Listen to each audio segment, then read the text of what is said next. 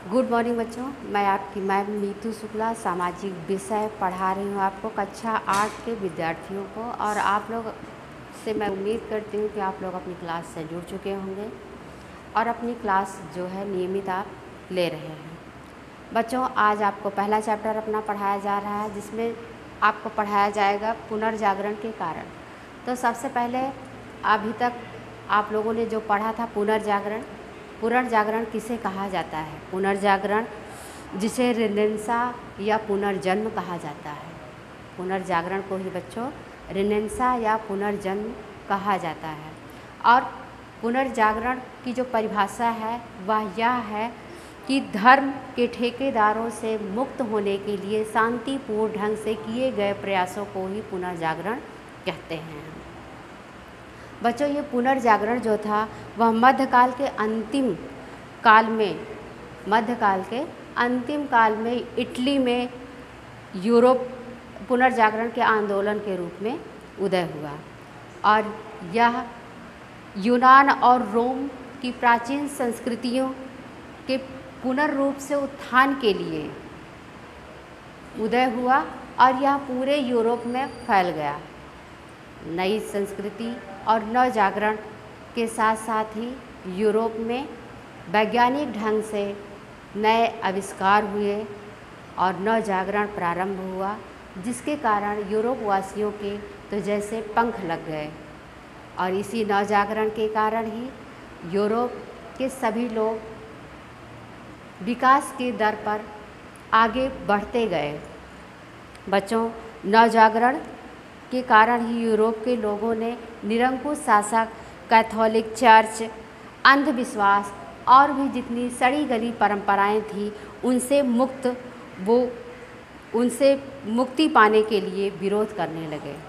और नवजागरण काल जब प्रारंभ हुआ तो इन सब चीज़ों से वो मुक्त हो चुके थे, जिसके लिए उनमें एक राष्ट्रीय चेतना का, नई चेतना का उदय हुआ। अब पुनर्जागरण के कारण क्या थे? पुनर्जागरण किस तरह से विश्व में फैला था? इसके क्या क्या कारण बने थे? तो बच्चों, इसका सबसे पहला जो कारण था वह है धर्म युद्ध। पहला कारण इसका है बच्चों धर्म युद्ध। बच्चों, यूरोप में लंबे समय से धर्म युद्ध चल रहा था और इन धर्म युद्ध में विभिन्न देशों की धार्मिक सांस्कृतिक गतिविधियों से लोगों को अवगत कराया, जिसके चिंतन के तहत उनमें नई प्रवृत्ति का जन्म हुआ। और इस प्रवृत्ति के कारण ही इस प्रवृत्ति का आधार पुनर्जागरण बनी। और दूसरा जो पॉइंट है बच्चों वह है इस्लाम धर्म का प्रचार।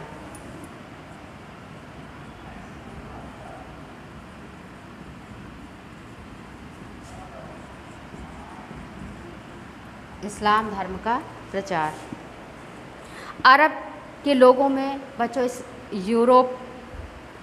अरब के लोगों ने यूरोप में इस्लाम धर्म के प्रचार के लिए अपना आधिपत्य स्थापित किया और वहाँ की धर्म की राजनीतिक दोषों को उजागर किया। धर्म और राजनीतिक दशाओं में परिवर्तन उत्पन्न हुए, जिसके कारण ऊंच नीच के भेदभाव से छुटकारा मिला और इसी तरह से धीरे धीरे दबे पांव नवजागरण का यूरोप में प्रवेश हुआ। और इसका तीसरा पॉइंट जो है वो है भौगोलिक खोज, यानी हमारे जो समुद्री नाविक थे उन्होंने भारत या विश्व के अन्य देशों से संपर्क स्थापित करने के लिए जो नवीन सरल समुद्री मार्गों की खोज की। और इस भाषा और साहित्य का विकास, धीरे धीरे भाषा और साहित्य का विकास हुआ। छापे खाने के आविष्कार से भाषा और साहित्य के विकास को नई दिशा मिली, जिससे दोनों लोगों ने ज्ञान देकर पुनर्जागरण को सार्थक बनाया। नगरों की स्थापना, इसी तरह से बच्चों वाणिज्य और उद्योग के नए विकास ने नए नए नगरों की स्थापना को प्रोत्साहन मिला। और इस तरह से नया पुनर्जागरण ने नए विचारधारा को जन्म दिया। सामंतवाद का विनाश 18वीं शताब्दी के आगमन तक पूरे यूरोप में सामंतवाद का जो कलंक था बच्चों, वो लगभग हट चुका था। सामंतवाद के विनाश से वहाँ पुनर्जागरण को लाने में विशेष योगदान था। उसके बाद बच्चों, मानवतावाद। यूरोप के चित्रकारों और मूर्तिकारों, कलाकारों और मानवतावादी कलाकृतियाँ बनाकर मानवतावाद का शंखनाद किया, जिसके फलस्वरूप